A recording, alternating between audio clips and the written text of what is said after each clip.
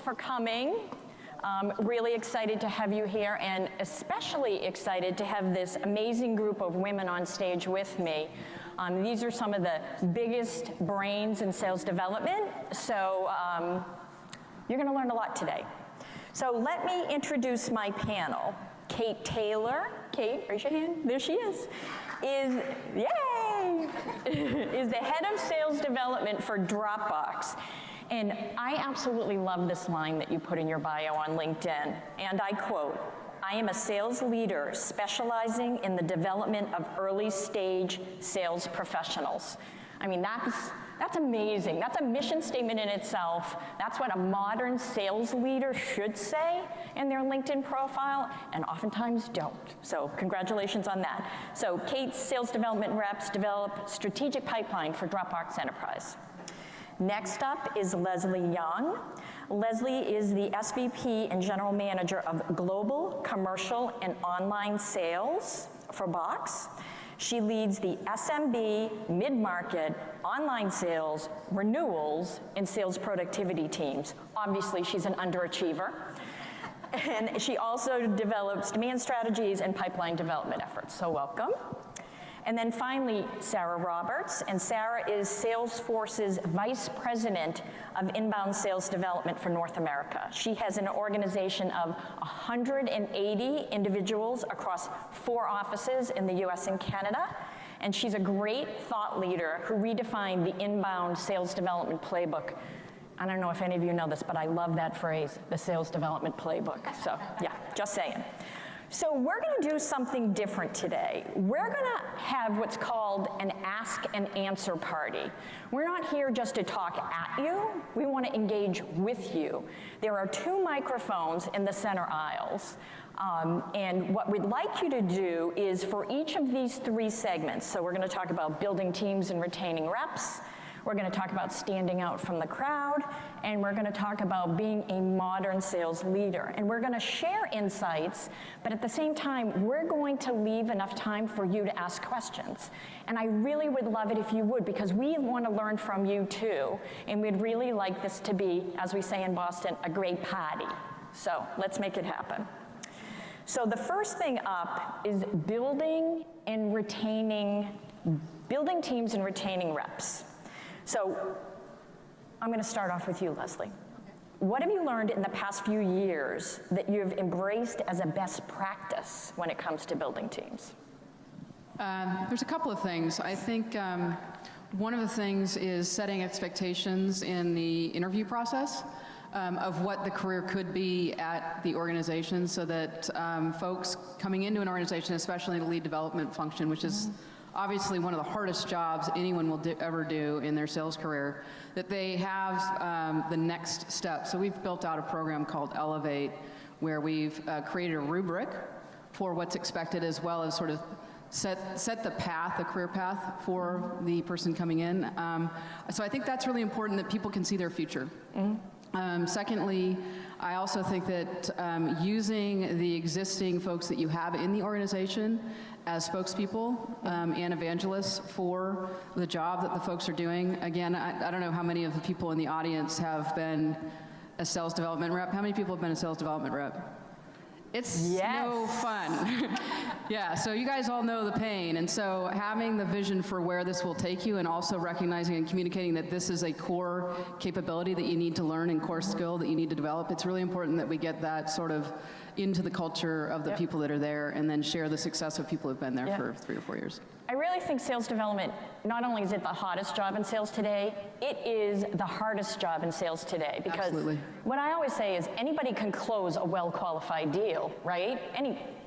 Anybody can, you just ask hard questions. But try really qualifying an opportunity. That's the hard part, so yeah. Yeah, I would say for us, it's building a diverse team in background. So we've emphasized when we do recruiting that we're bringing in people that have very different backgrounds from, I think about the team today, we've got people that have worked in coffee shops, or that have come from other tech companies, or have been in like beauty supply, and come and bring kind of their best practices and their thoughts to the team, and that just elevates everyone around them. So for us, that's really important that we don't have just carbon copies of each other, that we bring a different perspective, and I think that's really shaped the team over the last couple years. Diversity matters, for sure. I would just add, not just diversity, but hiring the best talent from a director and first-line manager perspective. Absolutely. Investing at that level, to me, is what ensures that our teams are the best that they can be. Yep, absolutely. So at the Bridge Group, we do a lot of research on sales development. And one thing we did in our 2015 research report was figure out how much experience a typical new hire has. And it's about 1.3 years. So they're pretty brandy new. They take 3.3 months to ramp, and they stay with you 1.4 years. That means you have about a year to get maximum productivity out of that team. So the longer you keep them, the bigger your pipeline. So how would you deal with retention? We always talk about how do we hire great reps, but flip side of the coin, how do we keep them longer? So when I think about retention, it's really about being able to both challenge and support individuals in their development of skills. At the end of the day, I know the results are pipeline and revenue is what we want out of it, but if that's all we're focusing on, the individual or the manager director won't stay in the organization if that's all we're talking about day in and day out. What we focus on is the development of their skills and their abilities, putting them in challenging situations, asking them to get outside their comfort zone. Yep. And they love it. That's what they flourish, they love it, they embrace it, and they typically want to stay. Yep. Learning is the new coin of the realm, hands down, in any organization. Adding skills to the resume, I mean, I think that's something that definitely fosters retention. Yeah, actually, we talk a lot about the resume inside the organization, that a lot of what they're doing is building their internal brand, and each skill that they develop in doing that, or a project that they do. So we don't just have them do the role, we also look for other opportunities for them to learn new skills. As I was saying earlier, I think a big part of it is having the ability to see the path to your future and making sure that that's really clearly articulated, as well as we've done a lot of development of a skills classes so that they actually can do a curriculum and show that they're progressing.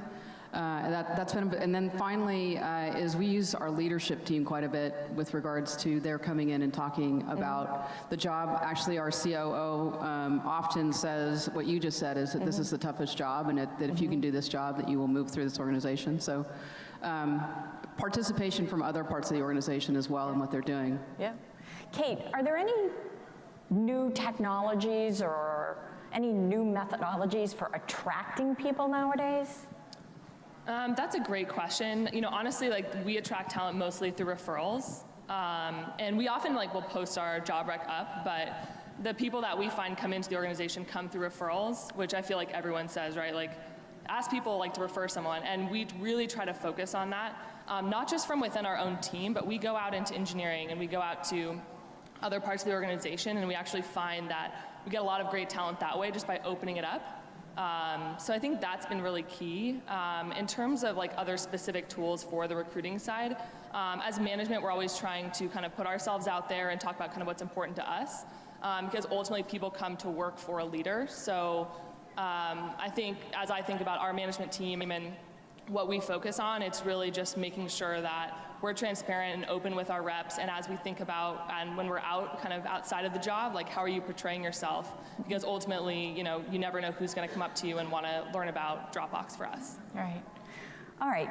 Anyone have any questions for these great leaders from the audience? And by the way, if you ask a question, you get a copy of the Sales Development Playbook, and Lori Page will deliver it to you. Anyone have any questions? Are you shy? There's a mic. Hey, thanks so much for your insights. My name's Eric. My company's called Fire Clay Tile. So you guys, so I have a small business, maybe 8 of what you would consider development or sales development professionals. We obviously don't have the resources that your kinds of companies have. What would you recommend for the small business who maybe has one manager who's trying to do everything that you're describing, whether it's resources, whether it's kind of specific Yeah, well, I'll just leave it at that. So I started sales dev at Dropbox in 2014. I had 3 reps, and it was just me. Never managed before, didn't know anything about what I was getting into. And now over time, our org globally is about 60, and we've got about 8 managers. So it's grown a lot. So I would say as you're starting out, I would encourage your manager to jump in and work with the reps and understand what the reps are saying. And really just I think from an empathy perspective, they'll learn a lot. And then as you grow, tools will come with it. We didn't start out with anything fancy. We had Marketo because the marketing team was using it. That wasn't an effective tool for us now, but I didn't know that back then. So as scrappy as you can be, I would just literally start there with having your manager dig in, sit on calls, shadow, and also spend a lot of time with AEs because ultimately your reps want to get to an AE level. So if they're mirroring what AEs are doing and learning from them, the tools will come. There's literally tools for everything out there. We have 4 tools that do the same thing. I mean, I would say that don't tool yourself out, just Yes. Start from the base level and then you'll kind of go from there. Yeah. We're starting to automate the human out of selling, and we need to step back and really think about that. Thoughts? Yes. We have to be careful. Bots, yes. Does anyone else have any questions for this? Yes.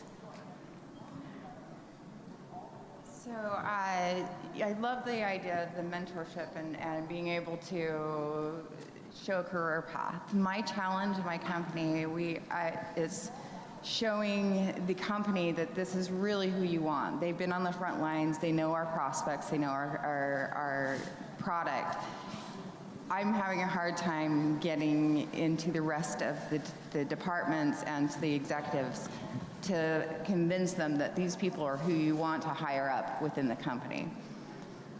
Yeah, so, sorry, I didn't mean to interrupt, but this is what I'm passionate about because there's a couple things that are fundamental. One, I believe the development organization provides a product to the rest of the organization. So what we provide is a product, and the value as a product is based on the conversion into revenue. So I think with that mindset, one of the things I do very early is get them shadowing with the AE so they start to know who these people are.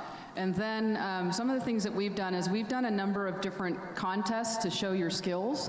So doing things like whiteboarding sessions where you basically create a scenario and then you give them the ability to present in that scenario, and then you have the opportunity for them to present to executives so that they get to see who these people are. In my opinion, as the frontline people, they are the ones who articulate the message the best, and oftentimes they're the most concise. They're the ones who have the shortest amount of time to capture somebody's attention. So that we just need to get the rest of the sales organization to understand that that's what they're doing. So as much as I possibly can, I try to get them showcased. And then I think also appealing to the leadership and saying, look, these are your future leaders, to the point that Kate was making is you get a lot of raw talent, and you're looking for people that have different perspectives, and they're going to add richness to the organization and also to the story that is told to your customers. Okay, and we have one more question on this segment, and we'll take it from the back. And Sarah? Hi, I've got a question, not so much about how we attract the SDRs, but about how the team's structured, and so forgive me if you're going to talk about this in the future, but we've gone from 4 or 5 SDRs about a year and a half ago to we have 20 today, and we're starting to think about how do we structure that inbound team. Do we distribute the leads round robin? We're thinking about do we align them with certain sales territories, and I'm just wondering if you guys can share how you do it internally and maybe what some best practices are. Sure. I think I heard your question, which is how do we align our teams and structure our inbound team? Yes, yeah, so are they aligned geographically? Do you just round robin them to everybody so it's completely equal? So we've grown over time tremendously, right? So I think that it might have been a different answer years ago, but now at 180 people, we're aligned to thousands of account executives all over North America. For us, it's geographic. We try to align time zones so that we're aligned both from an AE perspective, and the SDR inbound SR role is aligned that way. I was also going to say, we've also gone through iterations of specialization and not specialization. We found that if we're focusing more on speed to lead and getting to that lead and getting back to that person who's shown interest, more important than doing some sort of specialty or alignment to the AEs or to some product line. Right. Yep. That's good feedback. All right, so thank you for your question. Don't leave. We're going to move on to the next segment. I'm sure you can still ask your question. Next, we're going to talk about standing out from the crowd. It is, especially here in the Bay Area, crazy hard to attract reps, right? You're all going after the same type of person. So how do you stand out from the crowd? What do you do that makes you different, so that they want to work for you as opposed to one of the other Bay Area companies? So I feel very lucky to work at Salesforce, where our corporate brand is so strong. I also think that our corporate brand is strong because it reflects what's truly our culture. And I don't think we would get the referrals, we would get the posts on Glassdoor or places like that if it wasn't true once somebody joined our organization. So, and I really believe that our organization is built on both giving back and paying it forward. So philanthropy plays a huge part in our organization and in our brand that attracts a lot of people and retains a lot of talent. I also think that we have a culture of paying it forward. So we actually have an abundance of leaders who want to meet with individual sales development reps, who want to invest in their careers. And because of that, we really do stand out from the crowd in that way. Yeah. And I think you mentioned Glassdoor. People aren't using Glassdoor as a recruiting tool. It's a fabulous recruiting tool. It's a great way to showcase your company. If you're using stock photos, you're not using video, you're not using Glassdoor appropriately, you're missing an opportunity. And if you're hiring millennials and you don't have an Instagram strategy for recruiting, that's another huge opportunity. So, I would say too, I mean, I would think about what makes your organization different. Like all three of us have different organizations, right? And so when we go into the hiring process, we try to describe exactly who we're looking for and the type of profile of candidate, and also match with them. Like sometimes it's just not a fit. Like if they don't come in looking for the type of organization that we are, then like maybe they're not a fit for us. So I think as all of you guys think about who you want to hire, I'd think about what makes you different. Not just what makes your reps different, but what makes your company different from the rest of them, and make sure you communicate that vision and that your potential rep is going to sign up for that, because that's really important. So I'd say definitely the vision of your company and communicating that, and then also your managers, make sure that they are really transparent in themselves in the interview. We don't oversell someone on the experience. We actually try to undersell them on what sales dev is, because it's very hard, right? You have to be able to be scrappy, just get rejected most of the time. We don't want to like tell someone that it's like the perfect job and they're going to be like happy 24/7, right? It's hard. We want people with grit, and so we just try to be really like open and honest about what that is and what our job is as managers. yeah, we actually have a client. She does something that I think is really smart because she hires millennials. What she does is she makes the offer letter, but before their first day that they actually start, they have to come into the office and shadow the SDRs to see if they really know what the job is. And she has a 20% fallout rate, but better to know sooner as opposed to later. So I thought that was really brilliant. Does anyone, I know there were some gentlemen back there that we didn't get to your questions. Do you want to? I've got one. Oh, wait, I'm going to let this gentleman go because he was waiting, Chad, and then we'll go to you. I was here first. Just kidding. I just had a question for those on the sales development role. It's kind of a new role for our company. We've had account executives for many years. I think we've got a model that seems to be working. But the sales development role is very new. In the last year, we've started it. And I'm interested to get some ideas from the panel on how you create kind of a career path for that role, within that role. My experience is showing that after a year or two, they get very, very good at it and they can be very successful. I'm just worried about keeping them for a year or two in that role. Many of them want to move on to account executive, other roles. I'm just kind of how you develop them, how you kind of create a path for them within the business development role so they can be satisfied and successful and contribute to the company within that role. I can take that one. So one, I think you actually have to write down the career path and show it to them. Millennials to use the millennial term, are looking for the job they're going to have next when they start the job they're doing right now. So you better have kind of that career path worked out.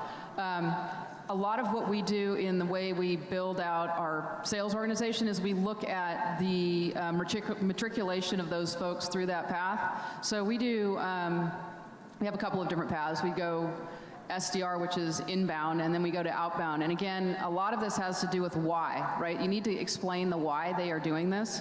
And the outbound is obviously a lot about discovery, so they need to understand the skills that they're going to learn in that particular role. I see it a little bit like a set of college courses, in that you're going to be a freshman, and that might be your lead development, and then you go into OBR, which is your outbound rep, which means that you're actually reaching out to target organizations and talking to them about initiatives. In that case, they're learning a lot of discovery skills, and then you take them into the next job, which is how do you handle a quota. So that might be a volume selling organization, so they start to learn what it's like to actually manage the entire sales cycle. So we have that role, and then we have our inside reps, which tend to go towards working with strategic accounts, and they're the inside land and expand rep in that scenario. So what I'm talking about is there is a very clear career path, and what the manager, a lot of the responsibility for this falls on the frontline manager. Yep. And constantly coaching and checking in to make sure that we understand what is their best skill. In other words, are they going to be much more of a volume seller, or are they going to be much more of a strategic kind of seller? Yeah, and I think the other thing is, when you get to know your people, I mean, if their second job out of college, they probably have, like, who knows, a poli-sci degree. Who knows where you got them, right? Don't just think they have to stay in your sales organization. Maybe they have a marketing degree. Let them explore marketing or finance or whatever. So think broader. Mr. Burmeister? All right, Chad Burmeister. I run a team of 50 SDRs around the world, and we're going to 80. And so my question is, we've split inbound and outbound recently, and we're trying to do goals going into next year.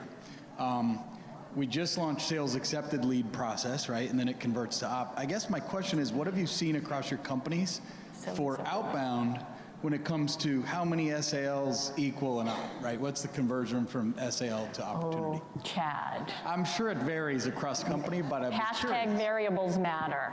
Hashtag variable. I mean, I think there's a million variables for that, but I don't know if someone I'm not sure I heard the question. He's trying to figure out quota for outbound, would be my guess, or conversion rates. Did I get it? Yeah. Okay. I got nothing. Variables matter. I think you were asking how do you determine what their quotas would be, and then how do you measure? Is it measured on conversion rates, or do you have an average conversion rate? Is that what you were asking? Yeah. Yeah, so obviously those two are really critical things, and I think it depends on every organization and what the goal is. Especially as it relates to a sales accepted lead. And I think that varies depending upon the stage of the organization, what their charter is. Yep. All right. One more question, and then we're going to move to the next topic. Oh, I'm sorry.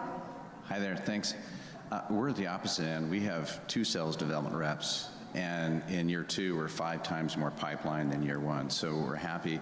But what would your advice be for how you scale up for someone just starting that? Yeah, so if you are, you started with 2 reps, did you keep the 2 into the next year to go 5x, like you got more efficient? So I would dig into the numbers as to like how things went, and then be really careful as you scale. My team went from 3 to 10, and then we stayed at 10. We scaled with AEs basically. So as AE growth went up, we scaled up. And I kept measuring all of the important metrics like conversion rates, all that, to make sure that as we were scaling, we weren't compromising. So I would go slow, but I would work with AEs, right? Like as your AE numbers go up, and watch your ratios. We've stayed at a 1-to-4 ratio for outbound. On the upper tier of enterprise, we're 1-to-3. So I would watch your ratio, see what makes sense for you guys financially. And then look at those conversion rates and go slow. I wouldn't just like hire 20 people at one time. That will not go well probably. But I would go slowly and just continue to watch really closely so that you're not compromising. Yep. just add from an inbound perspective, I think our relationship and partnership with marketing is critical to understanding lead flow and how capacity for my team and what makes sense. We want to always make sure that it's not just that we're asking for more leads and therefore more bodies in my organization, but are they being efficient and productive with the leads? Are the leads converting? Are they producing revenue? And so we're asking that question, and I really feel like it's a critical part to have that partnership with marketing, that we're looking at those numbers across the organization. I'd like to ask you a question. So you landed on geos as a territory strategy. Yeah. What did you try before that? I mean, how did you get there? Because I've seen so many people, they're constantly trying new things before they kind of land on that strategy. Well, I think a lot of and we are also regional, so I'm talking about North America, there's Latin America, there's EMEA, there's a lot of organizations. A lot of my peer organizations do have combined inbound, outbound teams. I think that was one of the first things that changes, is to focus each team on one activity or another. I think, as I mentioned before, one of the things we tried a lot was to focus teams on specialties or products. So we had a focus team for our service products and platform. We had a team, we do have some teams for marketing, automation, things like that. We found, we did a lot of number crunching over the last couple of years and found that we could get higher conversion rates by sending those leads out to every team member so that it was faster speed to lead, as opposed to trying to maintain in the overhead of tracking a smaller team where suddenly we've got promotes or people out on sick or PTO or whatever the case is. There was so much overhead and leads went unattended that it made more sense to just spread it out across the entire organization. Yeah, and there is nothing more heartbreaking than an unattended lead. Just nothing more heartbreaking. Yeah. You had a question? I feel like I have the smallest business at Salesforce. Well, I am the sales development person and the sales manager and the copy boy and everything, and we've gone from like one person to 6 people. So when I hire someone and I'm developing, I'm having a regional in like New England or in Florida, so all my people are from all over the country, and as a small business, I'm not sure how I scale to this conversation. So for someone really tiny, what are some of the things that you would watch out for as like a best practice or something that would make an impact? Well, I think we've sort of said it. People first. Yeah, people and process first. And message. I'm going to add message, because I don't know if you sat through some of the other messages, but we are inundating our buyers with just horrific messaging. So make sure your process is perfect, make sure your cadence, make sure your message is perfect, and then focus on people skills. That would be my read, but. The only thing I'd add to that is, in practicality, is if you're doing, for instance, one particular industry, if your situation is you call out to different kinds of customers, stay on the same kind of industry, because going all over the place is whiplash, and also you can't have what you just said, which is a clear message that resonates with the person you're calling. Sales development reps, if you have them calling in an unstructured way, so if they're calling a VP of marketing the same day they're calling a VP of sales, the same day they're calling the chief security officer, you need to know you're asking them to switch back and forth between French, Spanish, and German all day long. That's a process issue. And I think it's one of the biggest productivity challenges we see, is that we ask them to flip hats on off and on, and it's one of the reasons we're not communicating effectively with buyers, because that's really hard to do. All right, we're going to move to our final topic, which is being a modern sales leader. Modern is a hot term nowadays, being modern. So, Leslie. Oh, ask the oldest person on the panel. Yeah, ask the person who's antiquated. I got you beat. Yeah, go. What have you learned in the past couple of years? In the past couple of years, I have learned that we need to look at what we're doing pretty much every 6 months. We need to take a step back and look at what we're doing to make sure that we're keeping up. To your point, this whole social, the social world today and the message being on Glassdoor or LinkedIn, we've had to be very creative, especially in recruiting people in what we do and the way we do it. The folks, as you said, there's a lot of competition. So when we call them drinking sinks. That is basically when we bring people in and they get to know us. I think Kate said something about the culture. One of the first things we do, we bring people in to learn about the culture, to learn about us. They can ask us any question.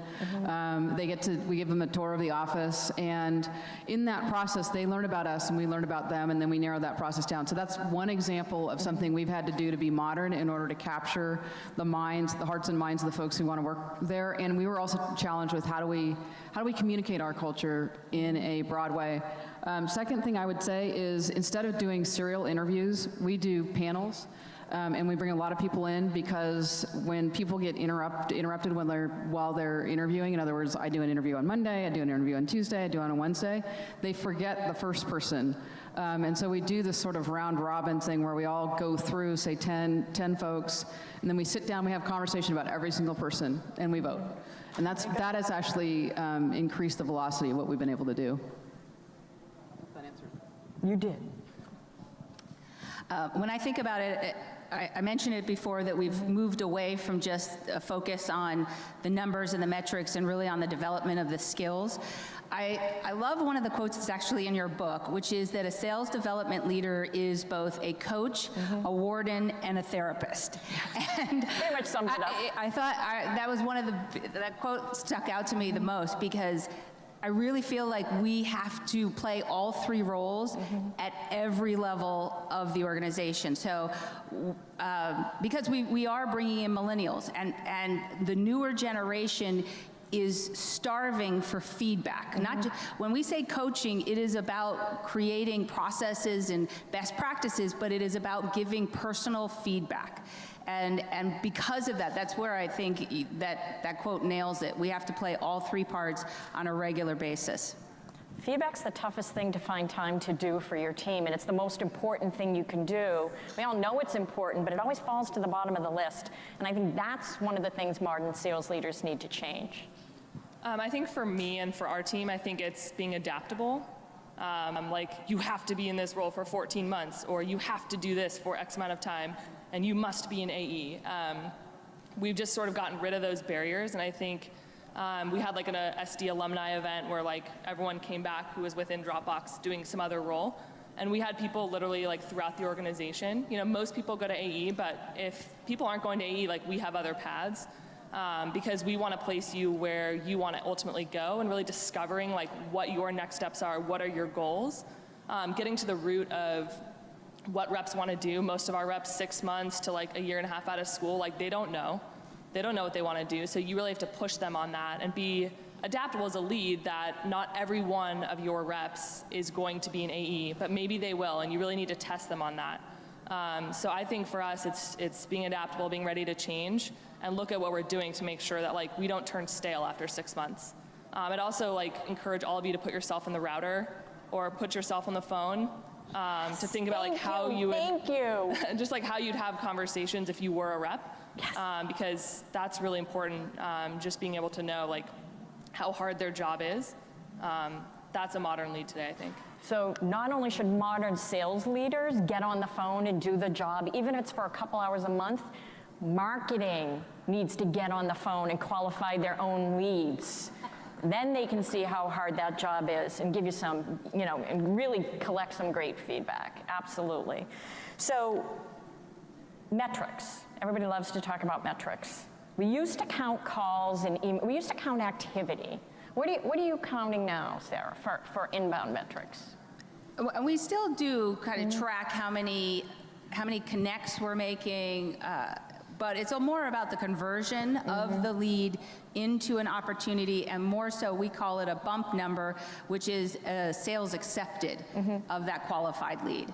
And so we're looking at that on a regular basis, but we're also changing our focus to the revenue itself. We felt that historically, both from a marketing and sales development perspective, we focus too much on pipeline, and creating lots and lots and lots of pipeline that doesn't produce revenue doesn't do any of us any good.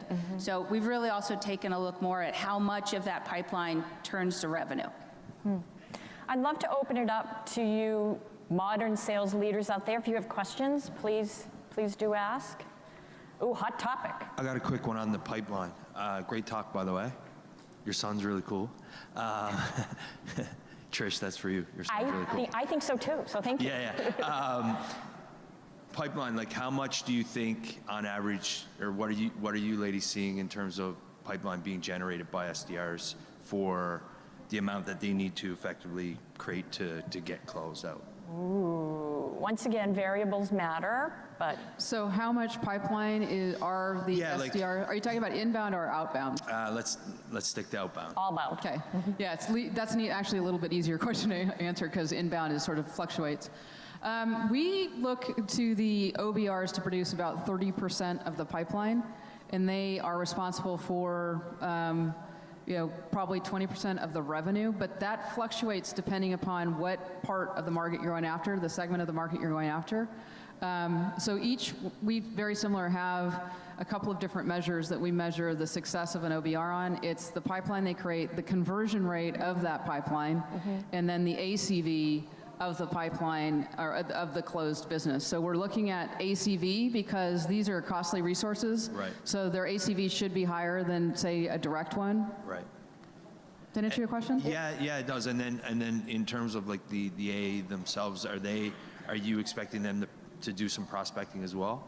Do we expect the AEs to do prospecting? Absolutely. Okay.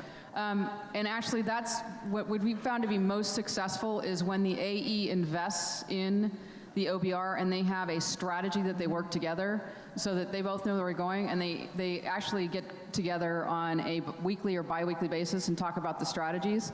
And then there's also a lot of, it is a pod, if you will, right. Because they're all going after the same number, and the AE recognizes they can't be successful without the OBR, and the OBR recognizes they can't be successful without the AE. Yep. Wait, I'm going to, there's a big line behind you, but we're going to hang around afterwards. Happy to chat. Our pleasure. I'm going to actually go to the back mic next. Thank you. Thank you for the topic. So I'm hearing a lot about change, which is great, and millennials, but how did y'all strategize with existing folks that aren't as welcome to these kind of changes and developing, and like I'm thinking midline management that may be stuck in the numbers or stuck in the metrics or things like that. Does the question make sense? Like, how did you get your management? You know what, can you come to the front mic? We're struggling to hear you. Sorry. It's like an echo or something. Yeah, sorry. It was kind of reverbing. I thought, I might have a dumb question. So there's a lot of change. Can you hear me now? Yeah. Okay, so there's a lot of change you guys are talking about.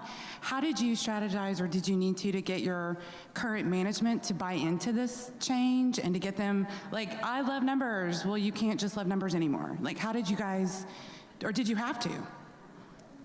We did it together. Like, I didn't kind of the master of the plan tell them what to do.